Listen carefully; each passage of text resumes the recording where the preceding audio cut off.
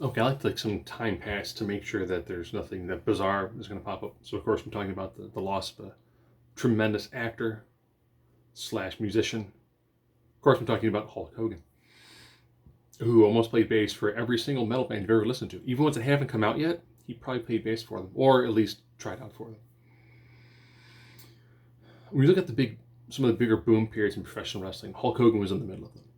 Did he make a lot of bad choices in the ring? Yes. We can all look back to that Sting match at Starrcade where it's like that wasn't a fast count. Finger poke of doom. But you also need to look at he's kind of the reason behind WrestleMania. A big portion of it. Roddy Piper's the other half of that equation. The NWO. So these massive boom times in professional wrestling. Hogan is right there in the middle of it. Now, did he politic to keep himself in good positions? Yes. Did he potentially ruin some careers? Yes. Did he also potentially, very well put the kibosh on potentially unionization of professional wrestlers, which could have given them a much better quality of life? Maybe could have saved a lot of them? Yes. So from an in-ring perspective and his backstage persona, he's done a lot of good things and a lot of bad things. But I mean, that's everybody. I don't think you can point to a lot of people and say this person only did amazing things and never did anything bad. Now, Terry Bollea, on the other hand, we don't know everything about him. We know a lot of the issues that he has had. Those are well documented. Those are out there. If that's the direction you choose to focus, if you want to focus on the person behind the character, you can do so. If you want to focus on the positive the person did with its in-ring persona, you can do that as well. If you want to look at both sides of it and be like, yeah, he did a lot of things that are pretty messed up in the ring and backstage.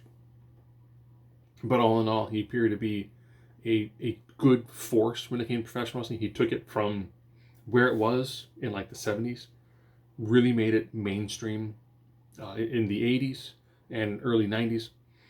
Again, then with the NWO and the resurgence of WCW, he brought the Monday Night Wars. He was a big reason for that. Did he try to do it again with TNA and the revival of Monday Night Wars? Yes, it did not go well. Did his return run WWE when he brought the NWO with him? Did it have some cool moments? Yes. Go back and watch Hogan, Rock, Icon versus Icon match. It's that opening moment where they just look back and forth is incredible. It's an amazing moment in the ring. But then he also had some very questionable moments in the ring. The majority of his TNA run was not very good. If you watch his reality TV show, you learn a lot more about Hulk than you probably wanted to, and not all of it was good. But that's what he chose to do. It is sad that he has passed. Towards the end of his career, you could tell that he still thought he had more value than the audience did. That was when he came out at Netflix. Did he then try to revive, like paint it differently? Like, oh, I was Hollywood back then. No, you came out in the red, white, and blue. You had Jimmy Hart with you. Did he make some missteps towards the end of his career? Yes. Did he think he was probably still bulletproof? Yeah, and he wasn't. He was entirely fallible. So I definitely do hope that the grieving that his family is going through is that something can be that people can help them out. That we lost someone they watched on TV. For some people, they lost a dad, ex-husband, a brother, an uncle. He had a family.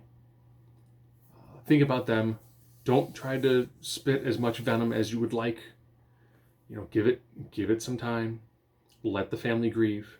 And then once that is done, then if you really want to kind of start turning over a bunch of stones, by all means have at it.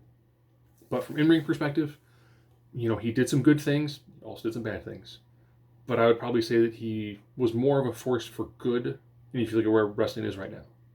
Without Hogan and Piper, there's no WrestleMania. Without Hogan, Hall, and Nash, there's no NWO. There was this massive resurgence in WCW. You might also not have guaranteed contracts either. Maybe you don't have DX. Maybe you don't have, Stone Cold Steve Austin. You don't have that moment of of the Rock and Hollywood Hogan at WrestleMania. There are some really great moments that he was a part of, and some equally really bad moments that he was a part of as well. So you can tend to focus on whatever you want to.